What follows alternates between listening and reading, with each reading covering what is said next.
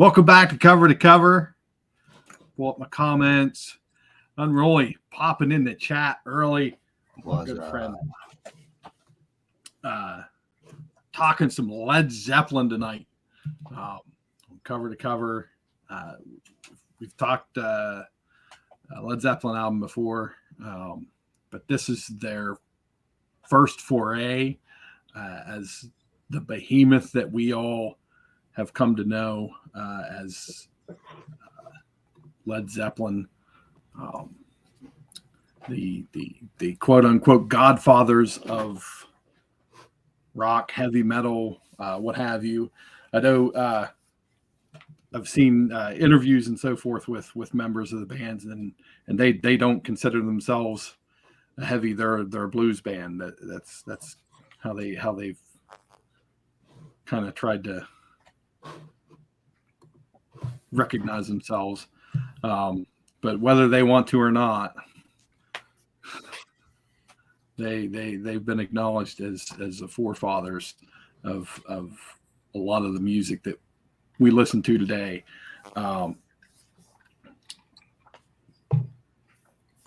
This album was released January 12th, 1969.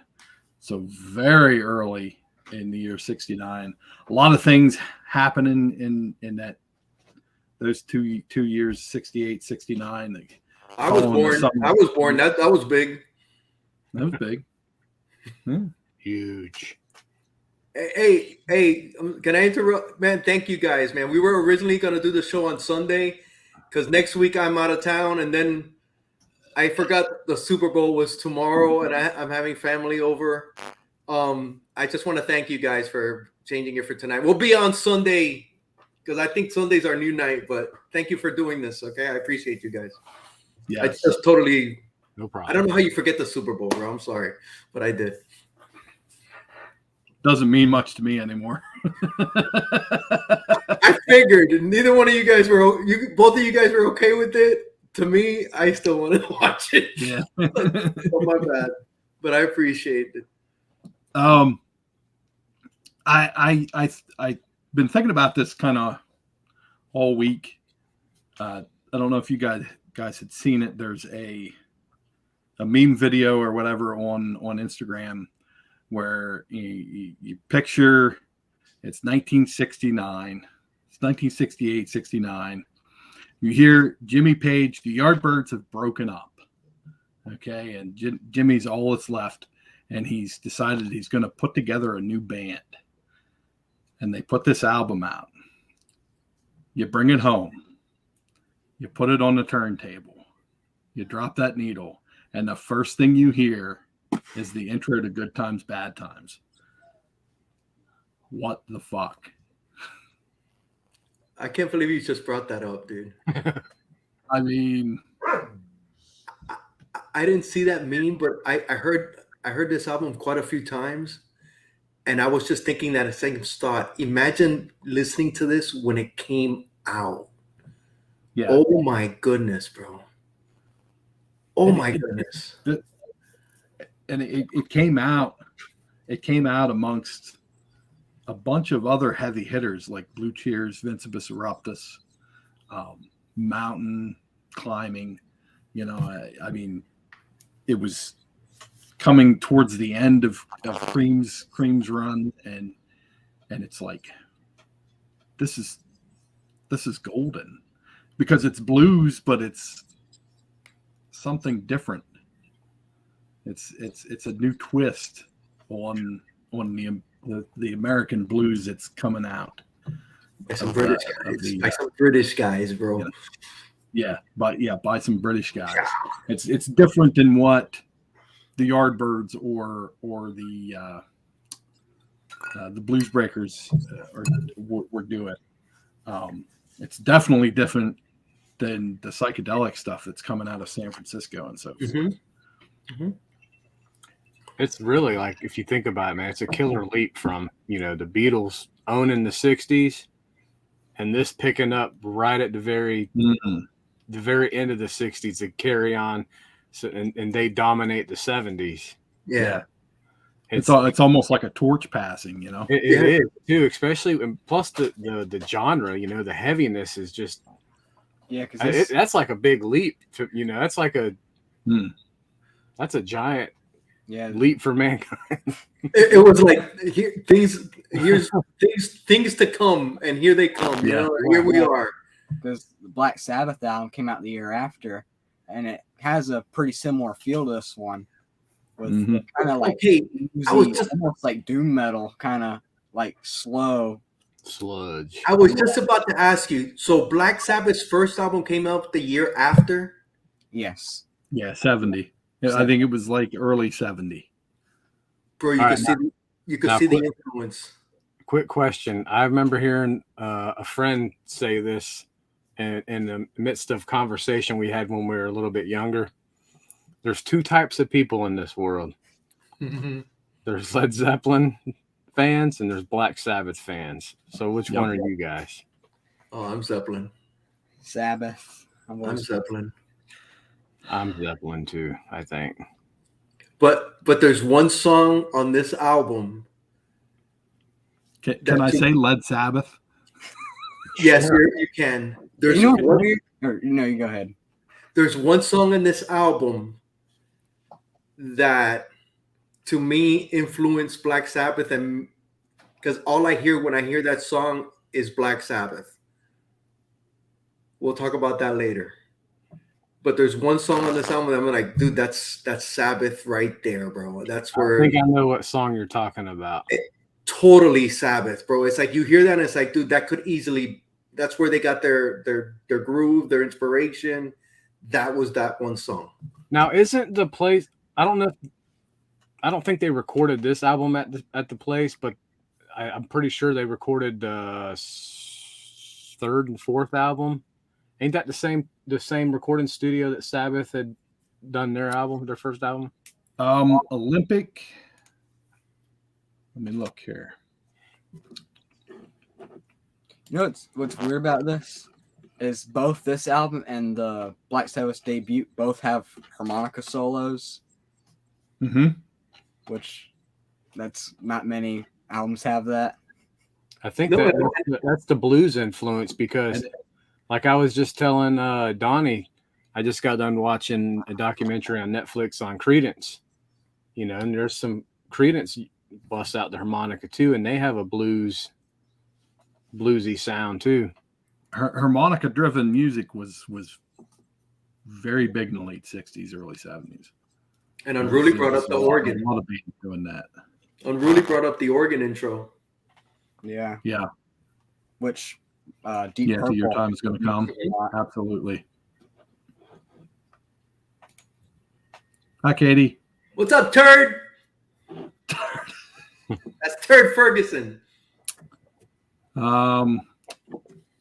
Black Sabbath's first album was recorded at Regent Sound. Okay. In London. Never mind. I swear the picture that I've seen that they recorded their second or third album looked like the same building in the background of the first Zeppelin album or the Sabbath album. And that was recorded almost a full year, or released almost a full year after this one. How did Zeppelin, like you were saying that the end of Cream and all that, how is it that Zeppelin came together? Do you know? Do you guys know, like, who was the main person that brought them all? It was Jimmy. This was all Jimmy Page. Okay. Yeah. And it was because of the Yardbirds that they were going to form the new Yardbirds. Okay. Yeah. Yeah. Two of the members had quit, and then Chris Draja decided to be. He wanted to go into photography. Incidentally, he did the photos for this album. No way. Cool. So he was in a way he was still kind of almost like that transition from the Yardbirds to Led Zeppelin.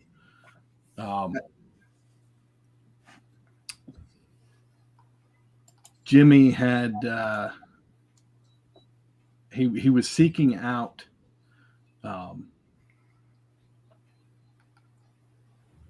people to put this band together. And he already knew John Paul Jones from session work, because that's primarily what Jimmy had done before he joined the Yardbirds. He was a session musician, and John Paul Jones is a very accomplished. He's more than just a bassist. Right. He's an instrumentalist. Well, sorry to cut you off. Wasn't Jimmy? No, go ahead. Wasn't Jimmy supposed to? Wasn't he going to do something with Jeff Beck, like form a super group? There was rumors of that, and there was rumors of doing something with Keith Moon and John Entwistle as well. And that is kind of where the inspiration for the name came, because Keith Moon had said this ought to go over like a lead balloon, and then Entwistle chimed in, or a Led Zeppelin. So it's kind of a Who inspired naming. Two of the other people that he originally sought out were Terry Reid and BJ Wilson, the drummer for Procol Harum, who at the time was still committed to Procol Harum, and Terry Reid just he basically flat out declined, and what a vapid mistake that was. Yeah. That's because he took to his grave. I don't know much about this Terry Reid. I do know he was an accomplished vocalist. But it might not have ended out the same way, Yeah. Right. Because worked out for the best. Plant isn't just a vocalist. He's a frontman. Yes. And it's very important that people make that distinction. There's vocalists and there's frontmen. So like James Hetfield is a vocalist out of necessity. Freddie Mercury is a frontman. But with a voice. Yeah. Bruce Dickinson is a frontman. So, David Lee Roth is a frontman. Yeah. And I love Paul Rogers, but he's just a vocalist. Yeah. He a frontman will command the presence of the audience, and that's what some of these guys did, including Robert Plant and Freddie Mercury. And I don't know diddly squad about this Terry Reid, other than his being an accomplished vocalist. I don't know what his stage presence was. He may have been terrible, but let's just say it was for the better.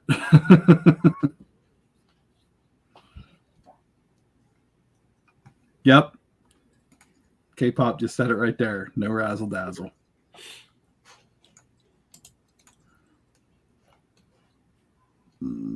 Yeah, bro. He's Yep. Plant was the ultimate frontman. I'm sorry, dude. This is an all-star band, bro. It's just an all-star band. Yeah. Oh yeah, yeah. And the documentary that I watched earlier, they so much as said that no matter what band these four guys were in, they all would have shined. Every one of them. It doesn't matter, It's like, just think about it. Best guitarist, who's among them? Page. Best drummers, Bonham. Best frontman, Plant. Best bassist, best musician, John Paul Jones. It's an all-star band, dude. Yeah, for sure. It's an all-star band. It's a super group. They're all pros. Without being a super group. Pros. What happened? I said it's a super group. It is. Super group without being a super group. It is. It's a super freaking. It was. Before we did this, I watched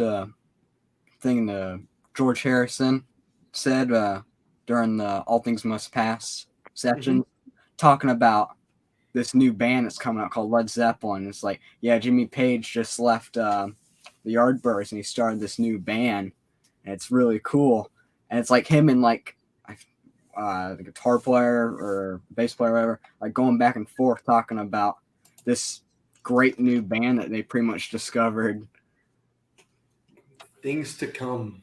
The future is here, bro.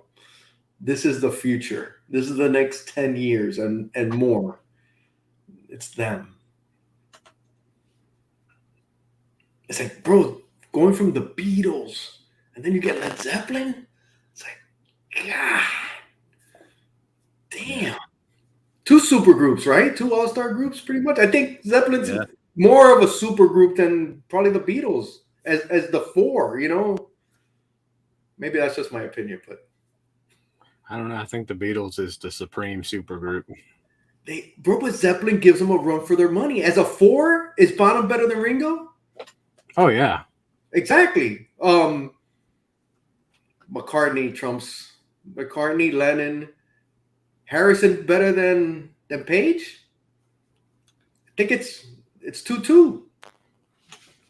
It's 2-2, but then, dude, how do you? That's a style variation. Yeah, very different. I'm just throwing it out, but you know, is Robert Plant a better front pan than McCartney and Lennon? Or he probably is, right? I would say McCartney would probably give him more of a run for his money than Lennon would.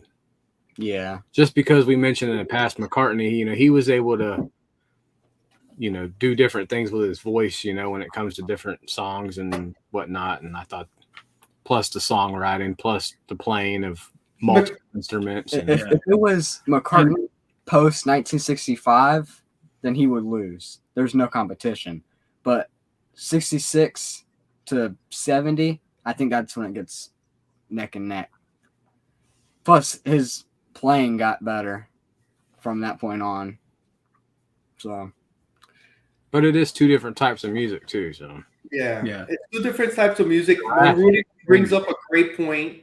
McCartney and Lennon, but you would think McCartney and Lennon are the best 2 parts of the Beatles, right? And then you put, I think it's 2-2. McCartney, I think, trumps everybody. I think he's probably the most talented. You know, that's just me. Lennon, close second. I don't know, man. That's a whole other argument we could go down and probably spend an hour on that, going back and forth. So let's get back to Zepp 1, bro. Let's get back to Zepp 1. I know Goat would say Jagger and Richards, but you know. Yes, definitely. But would we be talking differently about the Stones if they stopped after Tattoo You? Let's say the Stones just ended there instead of kept on going. If the Stones would have ended at Tattoo You, we don't have them for the next 30 years. Will we be holding the Stones in a higher status? I think you stay too long. I think 10 years is the perfect time for a band. It just seems like they're kind of like I agree with that. Came out of their prime. Right. I think those 10 years were too long. Yeah. They all got sunburnt being in the sun for so long. Right. I agree with that. Because they like just recently technically like ended. I think it was early 60s and just recently ending.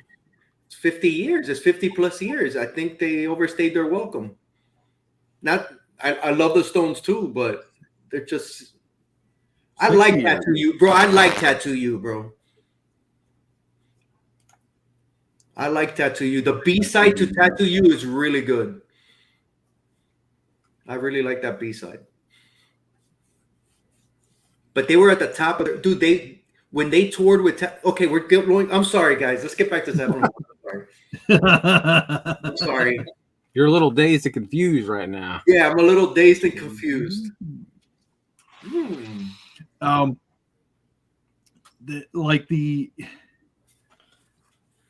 the buildup of this album, because they had already, some of the songs Jimmy was doing with the Yardbirds. So these were tried and true songs that went onto this album. And they did the tour of in Scandinavia. What a place to cut your teeth, Norway, Sweden, all that. And so by the time they went into the studio, these songs were ready to go. They were perfect. And I love the fact that Jimmy and the manager, is it Peter Grant?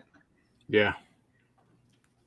Paid for the studio time and the production of the album out of their pocket. Wow.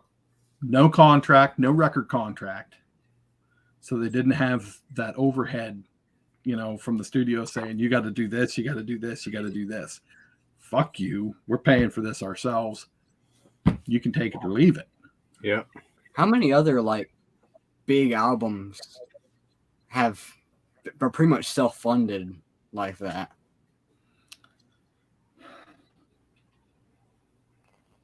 A lot of punk bands. I don't know. Yeah, I'm sure there's others, but I'd say every punk band, but yeah. Thrash bands. A lot of thrash bands. Most heavy metal bands too.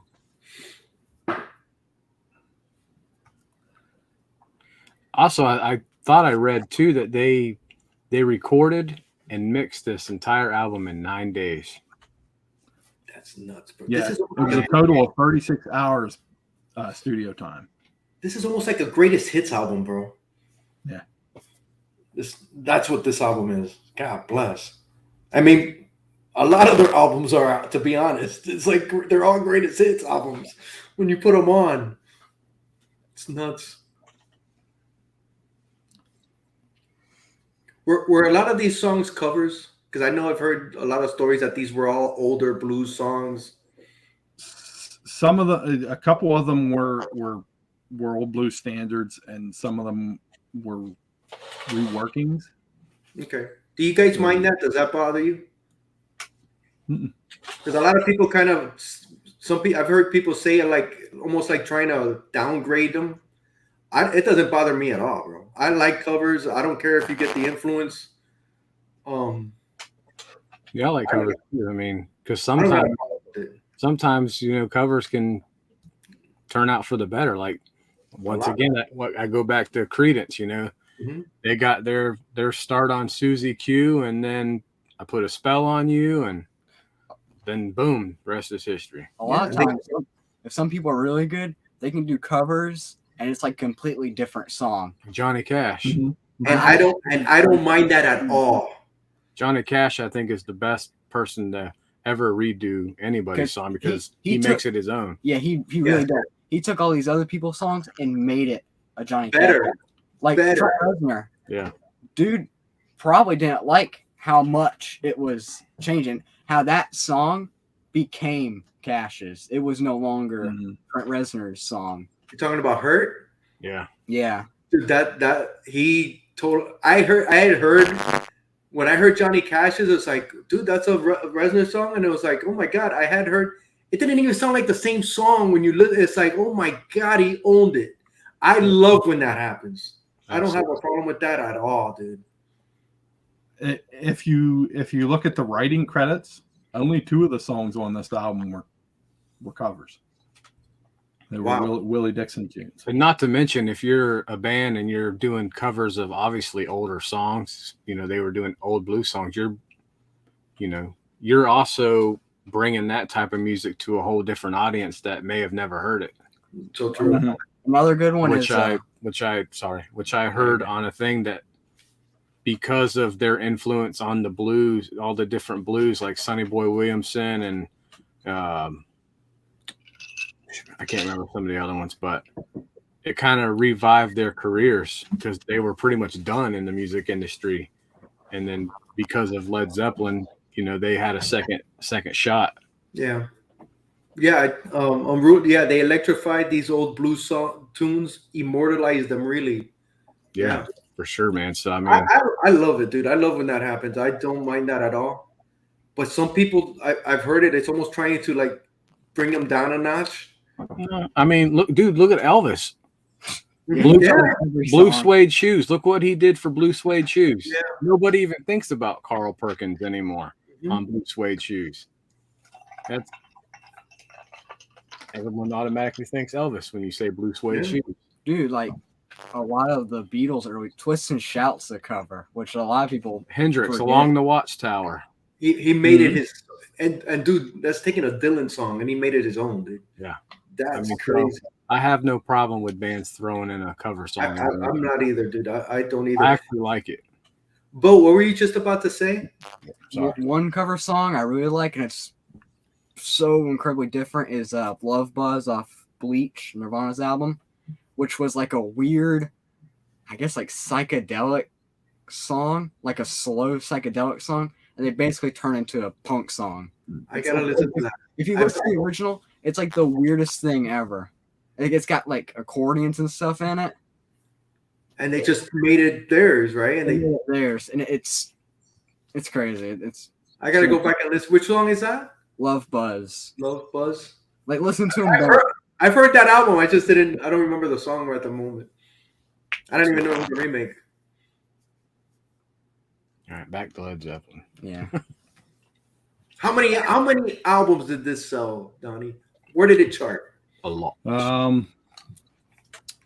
It charted in the US on the billboards at number 10. And it has been certified 8 times platinum. Nice. 8 times platinum. So it did really well. It probably still does really well. Yes. Yeah. Every single time this album released, it sells millions. It's timeless. I think how much an album like this gets repressed. Yeah. Every generation, every 5 years gets turned on to it and buys it. Make a new one. Them guys are quadrillionaires. Oh, I missed this. The reissue peaked at number 7. That's crazy. Like a 50-year-old album still making the top 10. Yeah. It deserves it, man. It's a freaking banging album. And that was in 2014 was the reissue, right? Is that what you got? Yep.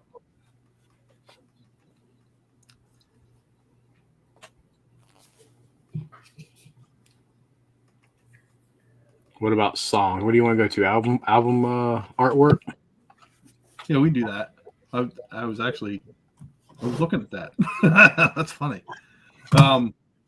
They let's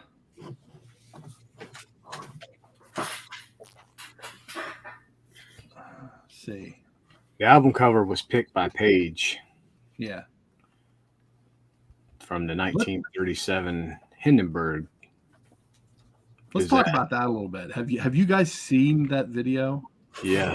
That's crazy. Oh, the humanity. Yeah. Oh! Yeah. Just watching that thing. And it's crazy too that great. there was actually a lot of people that survived. Yes. Yeah. Which is insane to me. Yeah. Well, yeah, you're watching them scamper around in there trying to get out of it. The craziest thing. Oh my God, how you eerie see is people that? jumping and everything. The craziest thing is where the camera is. Just see all these people running because everyone's standing up looking at it, and it's just all these people running, and it just like crushes them. Could you imagine the size of that? And it's slow because it basically Titanic and it went straight down. You guys got to remember, at the end of the show, I got to tell you about a crazy death here in Pembroke Pines, where I live. It's tragic.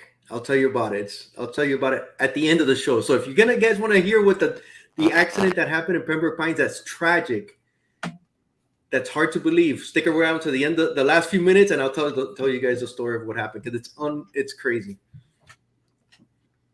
I'm pretty Speaking sure of that, little off subject. I went down to, this was many years ago, many years ago. Went down to Fort Lauderdale, and I hooked up with a friend.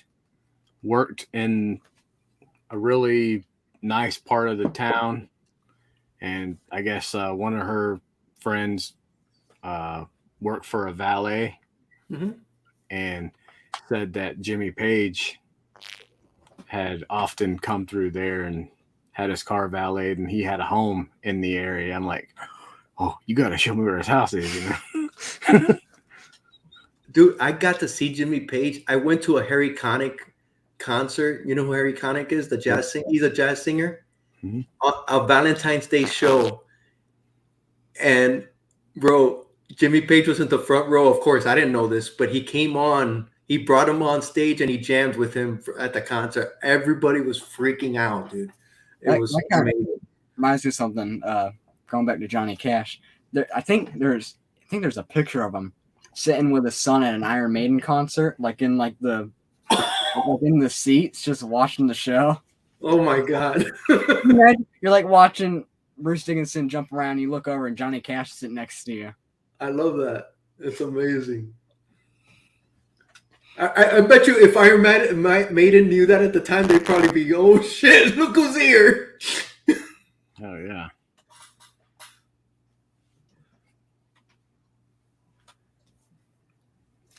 All right, back on track. I'm sorry. I'm the king, and now Jim's taking over the off the beaten path. Let me bring up the cover.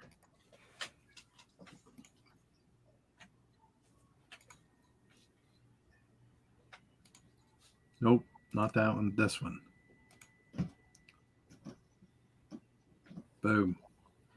I mean that in itself is kind of an ominous. Yes, it's iconic, man. That is such a perfect album cover. It's probably the best album cover of the '60s. I don't know what else could even come close to it. Dude,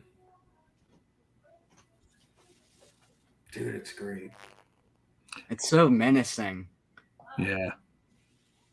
Like just the shadow of it just getting closer to the ground. You know, and if you saw this in the record store, you could only imagine what kind of music it was. Yeah.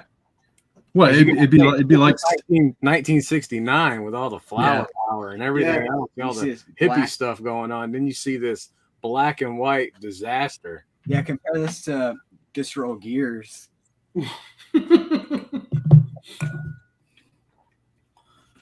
Polar opposites. It's great.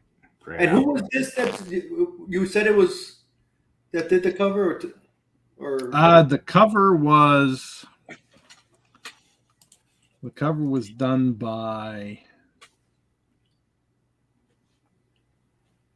the entire design of the album sleeve was coordinated by George Hardy, with whom the band would continue to collaborate for future sleeves. Hardy himself also created the front cover illustration, rendering the famous original black and white photograph in ink using a rapidograph technical pen and a mezzotint technique. I don't have any idea what those mean. Not a clue. But it just resulted in an awesome album cover. They had a lot of iconic album covers, though, right? Zeppelin, not just this, all of them, right? Pretty much iconic. You know, it's Zeppelin. The Zeppelin cover. It's not even iconic. It's like historical now. Yes. Yeah. It says Hardy recalled that he originally offered the band a design based on an old club sign in San Francisco, a multi-sequential image of a Zeppelin airship up in the clouds. Page declined, but it was retained as the logo for the back cover of Zeppelin's first two albums and a number of early press advertisements. Turd says it's a pen set, like a Yeah. fountain pen set or something. That they don't even make. They don't really do. Oh, okay.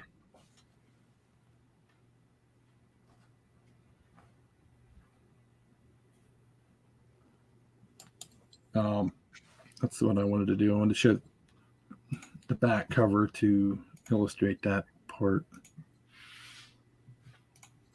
Nope. This was the photo that Chris Draja had taken. Okay. And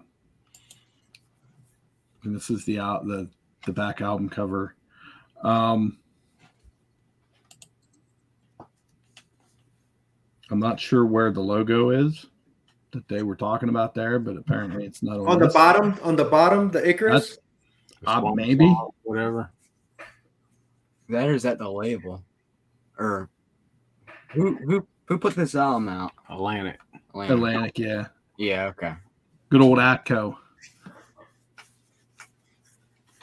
But I think that's a pretty good photo of them, like like the introduction of this new band, soon to be powerhouse. John Bonham looking like Charlie Bronson. Yeah. Death Wish, baby. Totally. In a sense, it almost puts me in mind of Cheap Trick, with the exception they're all in the same space.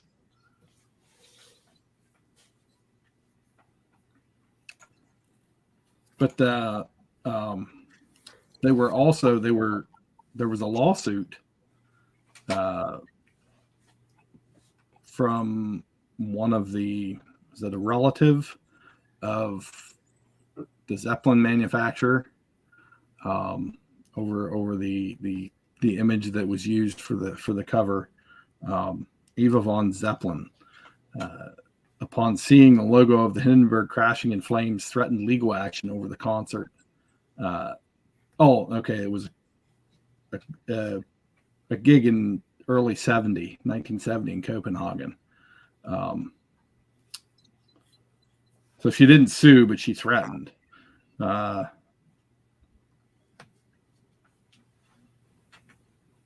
Going back to what you said about seeing it in the record store, you can only guess it.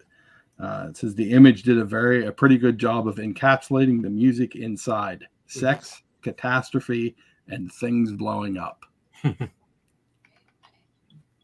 Yep, that sums it up.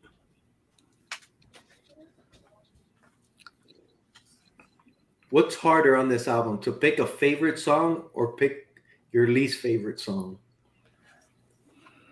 I think probably the favorite because I have a least favorite song.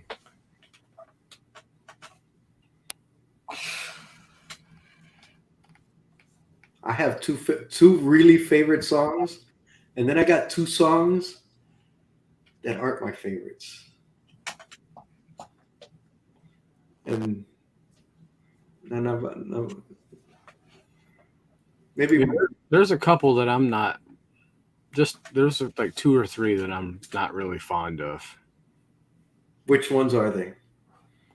I'm not real big on "You Shook Me," and I was just gonna say that too. "I Can't Quit You, Baby," and "How Many More Times." The last two tracks. The one I don't like is "Babe, I'm Gonna Leave You." This one's gonna. See, that's my favorite of the album. That is? Yep. I like Baby. That song's got it all. It's got the slow stuff. It's got upbeat stuff. Maybe I should have to listen to it again. That's probably the one that I'll pick because I mean, or "Dazed and Confused." You know, I've always been a fan of that one, but "Babe, I'm Gonna Leave You," I'm gonna say is my favorite. I like everything from "Dazed Confused" on. The whole second half is really good. My second favorite is "Your Time Is Gonna Come." That's my second favorite. I like that one too. My first favorite, which might be my favorite Zeppelin song, is How Many More Times. I fucking adore that song. I could listen to that shit on repeat pretty much, and I've done that. My two least favorite songs, dude, I'm not a fan of Communication Breakdown, and I'm not a fan of Dazed and Confused. They're just, I'm not saying they're bad songs, but they're just. See, with the good portion of this album, it's the same songs you hear on the radio over and over and over again to the point you get burnt out on them. It could be that. And the song I was saying that's the most that's Black Sabbath is Dazed and Confused. For sure. That's fucking Black Sabbath blueprint right there. And not saying I don't like Black Sabbath, but dude, that song, Dazed and Confused, just sounds. Just listen to the song Black Sabbath and it sounds like it. Dude, it just sounds like such an evil song. I imagine that's what they're playing in hell is Dazed and Confused. I like that song because when I was younger, I was in a band and I learned how to play that on the bass. That was one of the songs we did. The thing that separates Black Sabbath from Led Zeppelin is the fact that Tony Iommi cut his fingertips off. Yeah. And he had to drop the tuning on his guitar.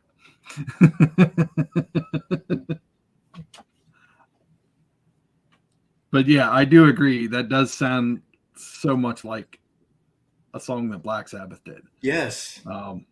It's also the song I do enjoy the song, but it's not a song that I need to hear anymore.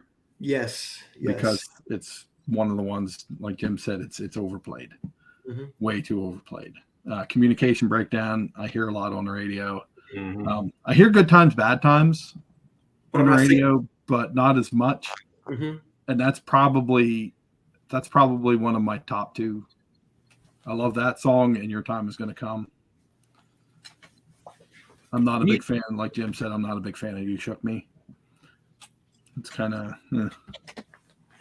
I probably should listen to this. After this, I'm gonna listen to this more because I've only listened to it like maybe 3.5 times. I'm still like getting used to it. Damn good song, Unruly. Yeah, that's a great song. This is one of the albums where the more you listen to it, the better it gets. It gets, right? That's how it was on Machine Head. The first couple times I listened to it, I was kind of iffy. Now it's that's my top. That's in top 10. I love that album. And that's me with Highway 61. Yeah. The more you hear it, the better it gets. I had to buy that one. I had to buy that one on vinyl. I loved it so much. Me too. Yeah, this is a great album. This is the first time I really listened to Led Zeppelin in a really, really long time because all through middle school and high school, that's pretty much all I was listening to was Zeppelin, Pink Floyd, Sabbath, all this, and I just listened to it to the point where I just burnt myself out. I don't get tired of this. It just comes in waves. I go, okay, and I guess this month now I'm on a Zeppelin kick, and that's all I'll listen to. The Beatles, it's all I'll listen to. Pink Floyd, all I listen to. I just go through all the albums and then I repeat. Then I go to pretty much. I come in waves similar to that too, where I'll have a stint where I'll just be focused on one thing until I get kind of tired of it. Then I'll go to the next and then rinse and repeat. Yeah, I do this. That's ever since I think I turned 40, dude. It's just I don't listen to the new music too much, and it's just that. Yeah. I just want to hear what I like, and I'll keep listening to it. I don't give a shit. There's very little music. Radiohead, when they come out with a new album, is pretty much the only new stuff I listen to. Yeah, me too. I don't really listen to any new. There's maybe 2 or 3 bands I listen to that came out after the year 2004 that I listened to. But that's crazy when you say that because you're at that age when you're a sponge, dude, and you're just listening to older stuff. So that's really strange. But There's Usually so it's not until you hit the the age of 30. That's how I was, dude. When I was super young, I was listening to old stuff. Johnny Cash, Elvis. Mhm. I was the opposite, man. All stuff my family listened to is what I always listened to. When you were a kid, that stuff was about 40 years old. And I got late to Zeppelin. I got late to Pink Floyd. I didn't start listening to them until in my 20s. Really listening to them and loving them, falling in love until my 20s. Before that, dude, I was listening to every new hair metal band that was coming out, the new Iron Maiden, albums that were coming out at that time. I was into all that stuff. And then I had a friend, Milton, that he's still one of my best friends. Oh, you got to really pay attention to Zeppelin, dude. And he was the one telling me, hey, listen to the old stuff. Listen to the old stuff. Yeah. But when I was your age, 14, 15, 16, it was just all the new oh, my God, they're coming out with a new album. Oh, my God. There's very few bands I actually get excited for new albums for. Very, very, very few. It's just not coming out now that you're interested in? Well, or for me, I love older music. So a lot of the older bands ain't around no more, so they ain't making new music. Yeah. You know the difference too? That music was real. Yeah. Mm-hmm. There's not a modern band that I could think of that I'd be excited a new album comes out. Maybe like Rancid or something. I'd give it a go, but there's really not a whole lot out there that I could think of off the top of my head. Other than like local bands I like, they're real small. One of my favorite local bands came out with their album recently, and it's pretty good. There's a lot of bands because my daughter is constantly going to all these new little bands, and it's all about the underground. It's all indie stuff, and dude, Mm-hmm. and I went to the concert with her not too long ago that her boyfriend was playing, and it's good. It's good, but of course, you're not going to hear it on the radio, but they're making their own music. It's good, but it's just, I don't know. I don't think the music is as good. And I feel like an old fogey for saying that, but I don't know. There is some good stuff out there, but it's not it's like what Jim said, you're not excited for the next album to come. You might like a song here or something there. It's a generation thing, because think about what our parents, whenever the crap that was coming out, when I was a kid, I was, I bought Nirvana when it came out, and Utero when that came out, and Pearl Jam and all that stuff. So I think it's just a generation thing. We're getting older, and we kind of honed our taste in music. Yeah. And so that's where we're stay in your lane, bro. Stay in your lane. And the most recent newer artist that I purchased was that Greta Van Fleet. Okay. Which I played one of the tracks tonight, which is Led Zeppelin Jr. Right. They sound just like Led Zeppelin. It's like they're my friend Milton, the guy that turned me on to Zeppelin, is a huge Greta Van Fleet fan. He loves them. Them and this was a while ago, but there was a band called Priestess. Mm-hmm. Wolf Mother. Wolf Mother I've heard of. And Blackstone Cherry. They all had that older sound, that especially Blackstone Cherry. They sound like some of the southern rock from like Skinner and Molly Hatchet and that. Like the southern rock. Rock. It's not all bad. It's just you just don't. I don't know. Maybe it's just because we're older too. You don't freak out like when you're young, and it's like, oh man, Those newer punks use too much auto-tune. Yeah. It's not real. I think there's one new band I like that just recently came out, was Amyl and the Sniffers, which was like a newer punk band. What's their name? Amyl and the Sniffers. They came out in like 2016. They're a pretty good punk band. I like her. She's pretty good. It's very energetic. Australian punk band. They're very good. That's like the newest band I've listened to. They're from Australia, aren't they? Yeah, Melbourne, I'm pretty sure. That's the newest album I've listened to. The newest album I've listened to is probably the last Radiohead album. When did that come out? A couple of years back. Probably more years than I like to figure. I know they've come out with other music, but I don't think I've heard it. I don't think it's been an album. Maybe 2018, 2017, something like that. I think the last newer album I got was Danzig Sings Elvis. Oh my goodness, that sounds amazing. It is. It would have been better if it came out like 30 years ago. 20 years ago, yeah. When his voice was there. And it came out 20 years ago? No, if it came out 20 years ago, it would have sounded a little better. It would sound a lot better. His voice was at that spot in his life where it was, where it needed to be for an Elvis. If it would have came out like How the Gods Kill, like during that time period, it would have been perfect. Oh yeah, yeah.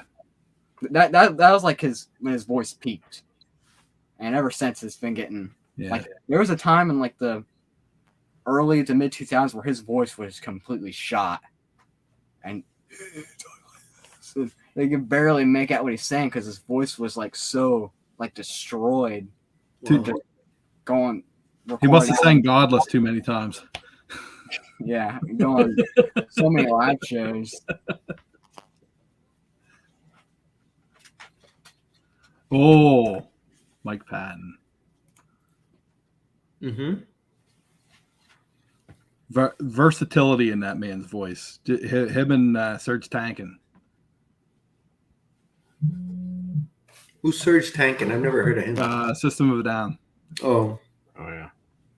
The both of those guys can change direction in their voice just like that.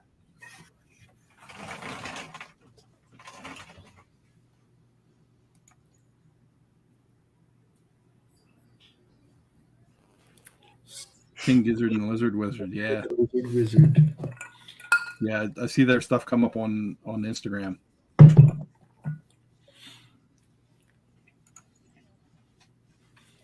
So yes, Led Zeppelin I.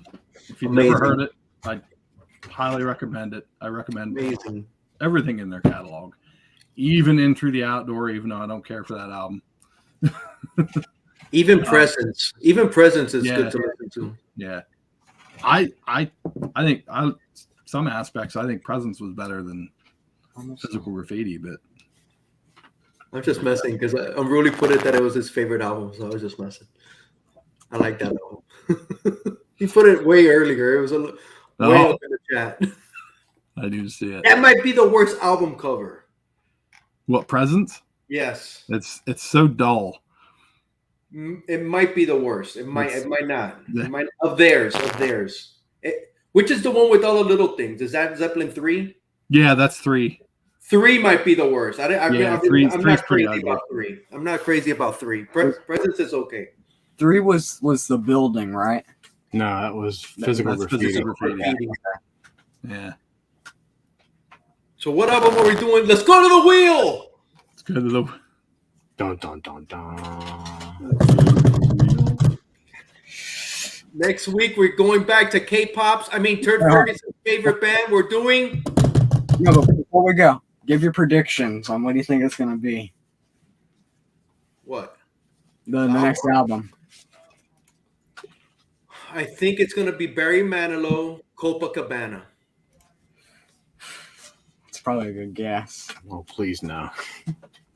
I'm going to guess Tommy again. Tommy! I could have put Tommy on the wheel. If we get missing have to do it again. This seems so weird that I'm going to click this. Do it. No whammies, no whammies, no whammies. Good, Chelsea. And stop. It froze. Turd Ferguson's favorite band. Here on repeat. Hi. It's Sgt. Pepper's Lonely Hearts Club Band, Turd. I'm excited for this one. I was not expecting this one was going to be chosen. I thought it was going to be Barry Manilow, dude. Copacabana. I still got to tell you the crazy thing that happened in Pines. Yes. We can't end the show without. Put it up. Put it up. Put it up. Oh my! Oh man! Wow. Have to drop it. Hey, talk about iconic covers. Yeah, Very iconic. you have the reissue. Mine's the hard jewel case. Yeah, I don't care for the digipack ones. Like look how like, and then it like just slips out the side and it gets all scratched up in the cardboard. Yeah, it's kind of weird. I don't know. I like that. Long. Bad Usually, design. usually, like movies are like 3 little squares, but that's like a foot. And look, it's like bending it and stuff because the book's so huge. Yeah, the book would be an Why interference. does it have to be Novel. so long? Like usually, like This was like the 09 represses they did. It has like 2 movies. See, I like Foot. the how they did the Crown Jewels box set for Queen. It looks like LP sleeves. Yeah. Mhm. I think Aerosmith's Box of Fire is like that too. I got one that's We got some Beetle ones that are like that. it's actually the weirdest thing ever, and it looks horrible on the shelf. It's like that much taller than everything else, but it's actually like a records, Mm-hmm. and it's got like a Nice. sleeve inside. It's not, Just like the original, just miniature size. yeah, but they didn't shrink it down, so it's like half an inch taller than all the others, and it Yeah, sticks out. that's something I wanted to do. I wanted to get the box set, and I never got around to it. And I didn't notice this with my Rubber Soul, but it's the US pressing. It's like mixing like 6 tracks off of it, which is dumb. Vote. Does that drive you nuts? That it's not the same. They're not the same size. Yeah, I like all my stuff to be very particular. All my CDs are in alphabetical order. Dude, no. Uniform. They have to be perfect.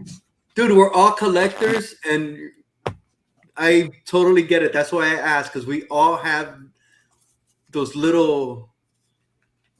It's not a. What would you call that? Little. Oh my God.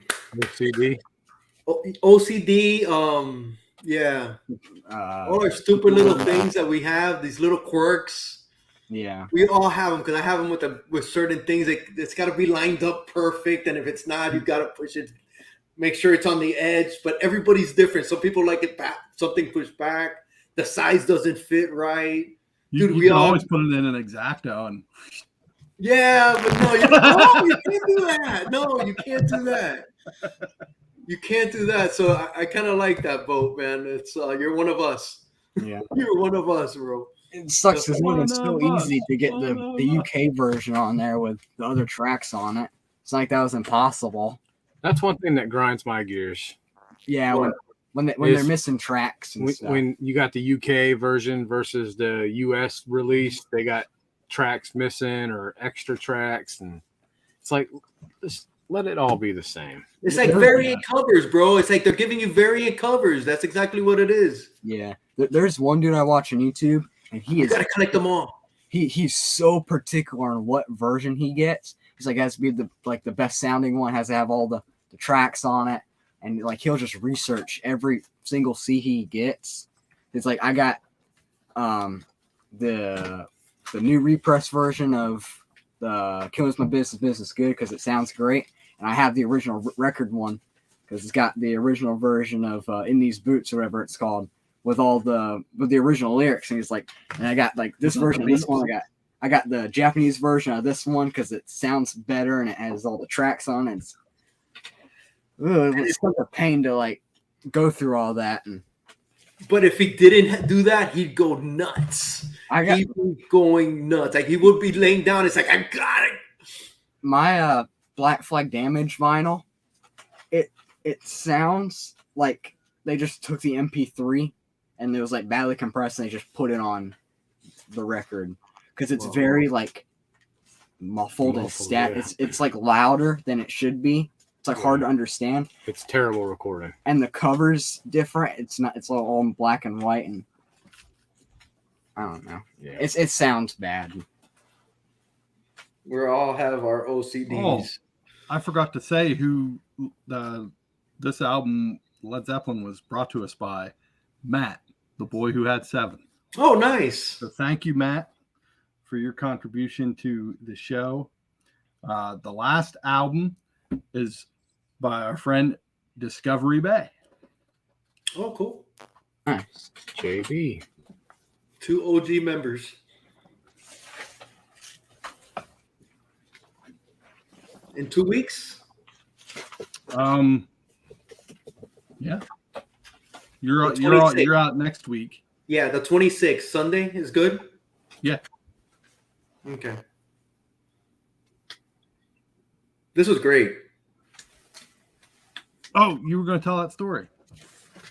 Oh, yeah. Thanks for reminding us. Okay, this is a tragic story, bro. It happened right by my house. I wasn't aware. My cousin told me, "Hey, what's up with all the cops?" And it's maybe a mile away. Have you ever heard? This is tragic, bro. I'm not, but it's when it's your time, dude. It's dude. Count your, because you just never know. Have you ever heard somebody dying from a palm frond? From a palm? Yeah. Those palms, the fronds fall, and they're heavy. If they're falling from freaking 30, 40 feet up, and they're coming down. Dude, it killed a motorcycle cop driving by. He was driving by, and the palm frond fell on him. What are the chances of that even happening? And the reason they know exactly what happened, there was a lady behind them. And I just can't fathom that, dude. Was he wearing a helmet? Yeah, he's a motorcycle cop. Yeah. It came down on him. 54 years old. He had 3 kids. The lady says the bike went one way. He went the other way, and there was nothing anybody could do. They tried, and dude, that's just mind-boggling to me, bro. Wow. That's crazy. I just can't imagine that, bro. Anyway, I don't want to end on a downer, but I just had to get it out. It's just been bothering me. It's like That's wild. I mean, dude, just thank goodness for every minute we have, and because, bro, you just don't know. Can you imagine that guy just driving his motorcycle like 10:30 in the morning? Yeah. And it's not a busy street. I love you guys. That's all I'm saying, man. I love you guys, and don't take anything for granted, bro. That's all I'm saying. And I'm sorry to end on a downer, dude, but it's been bothering me. Yeah. Good night. It's a positive message. There's a positive message out of it. It's just mind-boggling, dude. It's just hard to wrap around, Yeah. For sure. So. Be safe, turd. Yeah. Be careful for those palm fronds. All right, guys. Let's end it, man. I'm sorry, man. It was a great show, guys. I love this album. Great music. All right. Led Zeppelin I. Go check it out. 2 weeks. Sgt. Pepper's Lonely Hearts Club Band. Cut.